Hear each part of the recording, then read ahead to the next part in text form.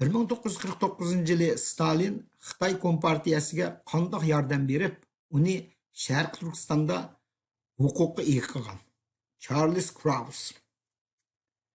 Xitay Xalq Ozodlik Armiyasining 1949-yılı oktyabrda Mongoliya Xalq Cumhuriyeti va Sovet O'rta Osiyo bilan chegaralanadigan bepoyon o'lka Sharq Turkistonga tajovuz qilishi to'g'riliq kishini hayron qoldiradigan hujjat. Mao Zedongning ko'zi Sharq Turkistonga tushganligiga bir mezgil bo'lgan.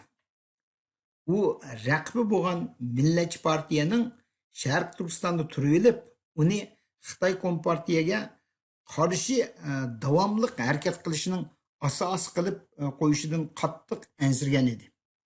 Stalin Mao Zedongning andishisini texmo qo'zg'ab, Angliya qatorliq Xitoy Kompartiyaga qarshi turadigan davlatlarning ichki urushni davomlashtirish uchun Sharq Turkistondagi musulmonlarni quturtishi mumkinligini ogohlantirdi.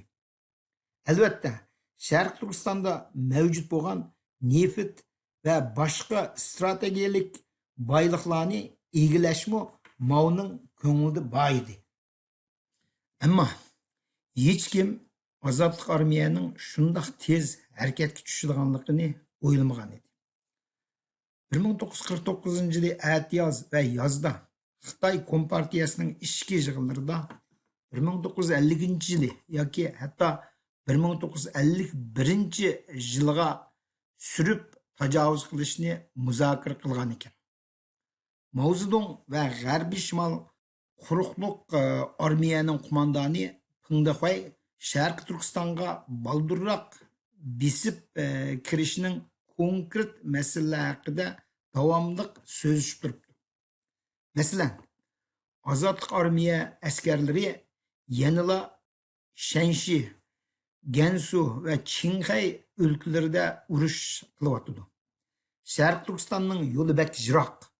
U yerda ishonchlik qatnash quroli yo'q. Havorayi o'zgarishi tez. Askarlarning ruhiy holati nihoyatda tuvan degandek. Undaqda Ozodlik armiya nima ish qildi? Shuni jazmlashtirishga bo'ldiki, 1949-yili kuzda Sharq Turkistonga muvaffaqiyatli tajovuz qilish murakkab ham nozik tadbirning natijasi bo'lib, osonla boshqacha oqibat kelib chiqishi mumkin edi. U Ozodlik armiyaning Gansu o'lkasi va Xitoyning g'arbiy shimolidagi boshqa joylarda bo'layotgan ichki urushdagi tez g'alabalar bilan munosabatlik bo'lib, Kuomintangning Sharq Turkistondagi 100 ming askar kuchiga ega sobiq siyosiy va harbiy raqiblarini jalb qilganligidan tezlashdi. Shuning bilan bir vaqtda Sharq Turkiston Cumhuriyetidan Beijingga bormoqchi bo'lgan bir qancha muhim rahbarlarning gumonli qoldi. Ammo qarmoqqa tasodifiy o'lganligidan foydalangan bo'lishi mumkin. Shu mezgilda Sharq Turkistonning shimolida Sovet ittifoqi bilan ittifoqlashgan, amaliyotda mustaqil hokimiyat surgan Sharq Turkiston Cumhuriyeti mavjud edi. Mazkur tajovuzchilik siyosiy mahorat bo'lib, uçqin aytganda talay bilan birlashtirilgan harbiy yiligarlik edi. Ammo u Sovet ittifoqining yordami bo'lmagan ahvol ostida amalga oshmagan bo'ladi. Moskvaning bu jihatda Xitoy Kompartiyani qo'llaganligi bir yangilik emas. Biroq Rossiya arxivlaridan yangidan tarjima qilingan bir yurish hujjatlar Sovet ittifoqining yordamining aniq tafsilotlarini oshkorladi. Sovet ittifoqi zodi qanday yordam qilgan? Birinchidan, tez suratda tajovuz qilishga qulaylik yaratib beradigan qatnash qurollarini ta'minlab yordam qildi.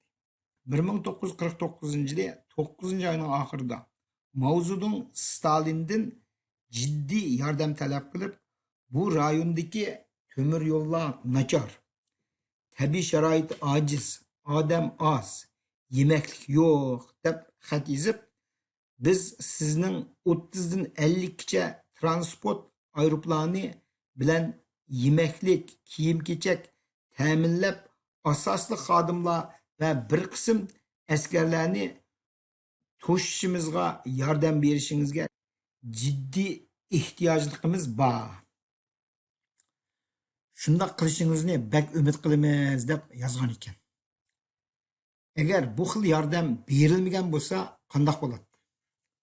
Mao Zedong o'zining tajovuzchiligini 1950-yili 3-oy yoki 4-oyga kechiktirishga majburlanganligini ogohlantirib, undaqda Sharq Turkiston masalasini hal qilishga bek foydasiz deb yozibdi.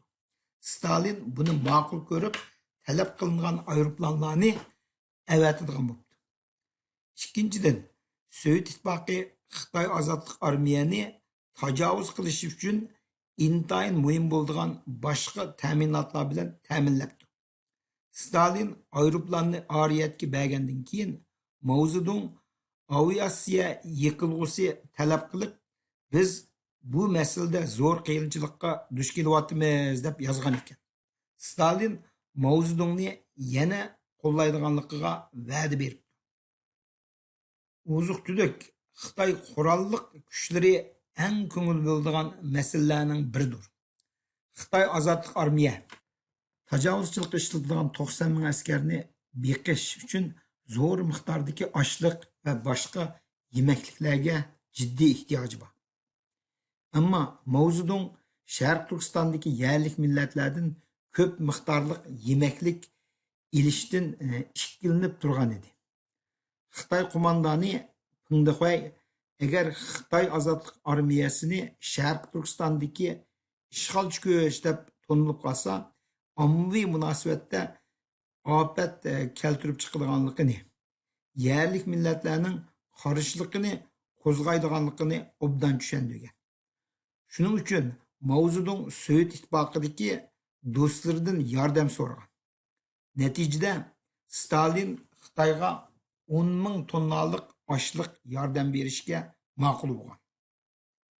Jiqib aytganda, Sovet ittifoqi Xitoy ozodlik armiyaning Sharq Turkistonga besib kirishiga qulaylik yaratib bergan. Shuning bilan bir vaqtda Xitoy askarlarining asosli hayot ozuqliklarini ta'minlab bergan.